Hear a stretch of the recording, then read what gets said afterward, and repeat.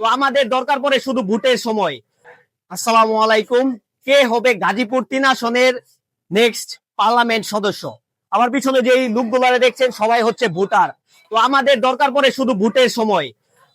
আমার পিছনে যে মানুষগুলা সেবা নিতে আসছে, সবাই কি প্রপার সেবা পাচ্ছে? এটা কি কোনো দল কখনো আইসা খোঁজ নিয়েছে?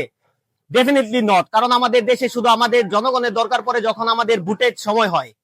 তো আজকে আমি আছি আমাদের শ্রীপুরের একমাত্র উপজেলা স্বাস্থ্য কমপ্লেক্স, যেই হাজার হাজার মেল ইন্ডাস্ট্রি শ্রমিক ভাইয়েরা যেখানে সেবা নিতে আসে। আমি আছি এখন, আমি কাকে ভোট দিব? আমি তাকেই ভোট দিব যে আমাদের স্বাস্থ্য সেবা নিয়ে কাজ করবে, যে একটা দুর্নীতিবাজ মুক্ত পৌরসভা আমাদেরকে উপহার দিবে, যে একটা সুন্দর সন্ত্রাস এবং চাঁদাবাজ মুক্ত শ্রীপুর আমাদেরকে উপহার দিবে।